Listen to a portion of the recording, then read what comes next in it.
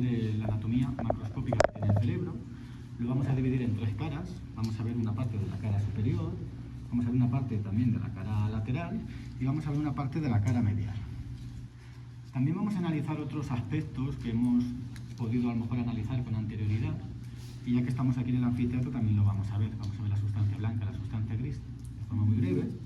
Vamos a ver también la dura madre y vamos a también analizar muy brevemente lo que sería el tronco del encéfalo, ¿de acuerdo? De aquí se va a tener que hacer un informe de la práctica.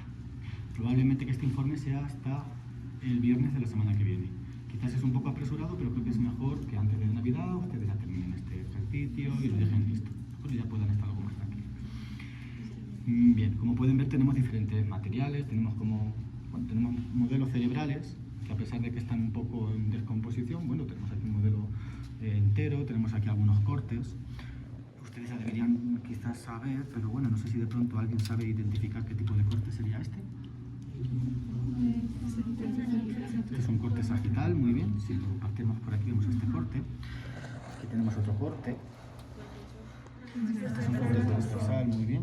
El corte que no tenemos aquí es un corte coronal, ¿de acuerdo? Digamos que sería el corte que nos falta. También tenemos otros modelos de lo que sería el tronco del encéfalo, pero lo vamos a analizar, ¿no? Bien, de manera general, tenemos que, bueno, el cerebro es uno de los órganos, digamos que más evolucionados en el caso del ser humano. Es un órgano que pesa aproximadamente, ¿alguien sabe cuánto pesa más o menos el cerebro? 18 kilos. ¿Pesa el cerebro? ¿Cuánto pesa el cerebro? 100 gramos. Pero pesa más. Ya sálganse los gramos.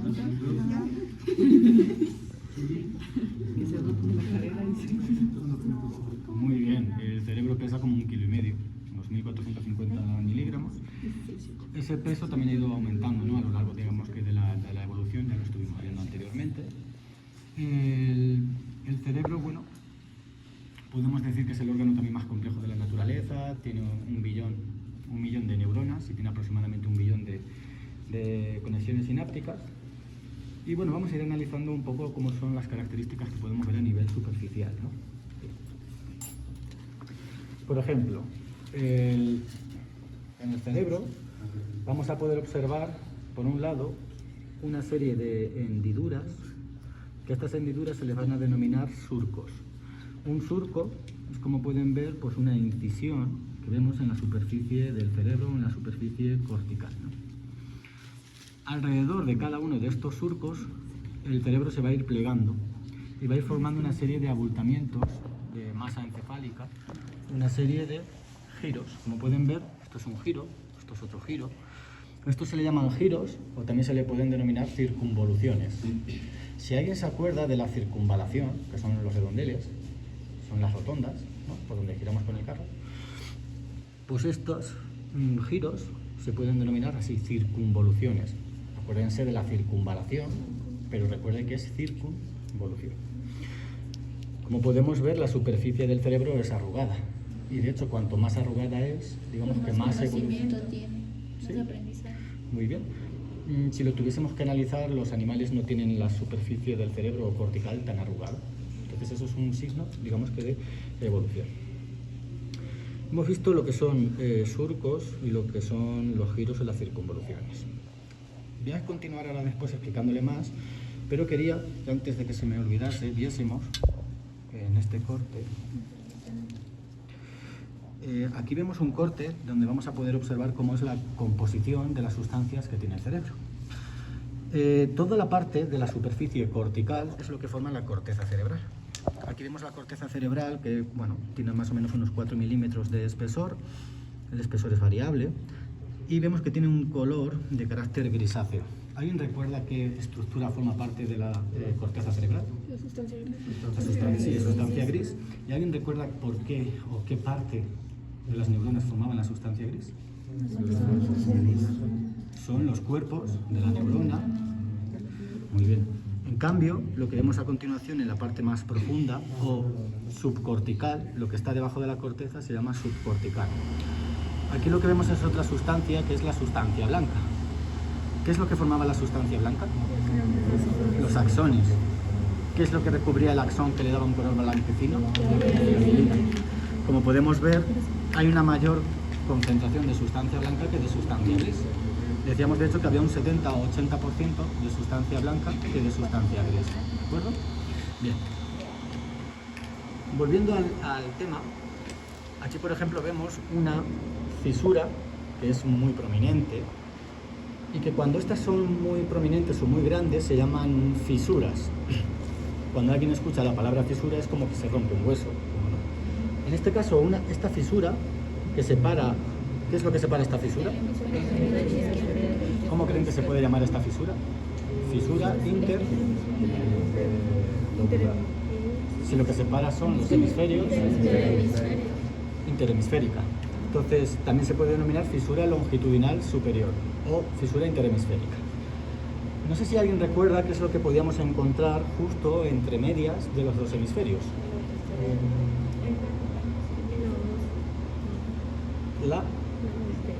La hoz del cerebro. ¿Y qué era la hoz del cerebro?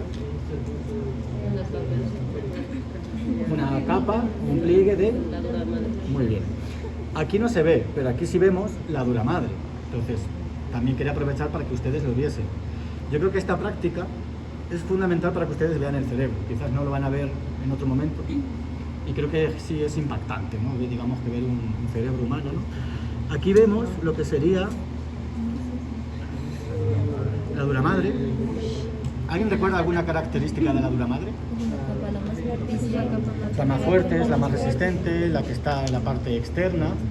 Fíjense que aquí vemos una cosa, que sí vemos que es una impresión de una arteria, la arteria meningia media. Entonces aquí vemos cómo está impresa. Voy a enseñarles lo que es un seno, porque no podemos verlo ese día, pero ven esta parte de acá. Aquí hay un triangulito.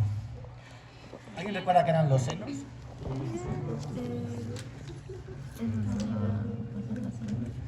Por donde pasa, sí, veíamos la sangre, el líquido cefalorraquídeo, etcétera, etcétera, que se formaban por las capas endóstica y meningia. Este seno es el que estaría aquí arriba. ¿Alguien sabe cómo era ese seno? El sagital superior. Entonces, este seno que vemos aquí en forma triangular es el seno sagital superior, que este era uno de los más grandes. ¿De acuerdo? Bien, listo. Volviendo a lo que sería, digamos, que la descripción de una visión superior del cerebro, aquí vamos a ver también una fisura.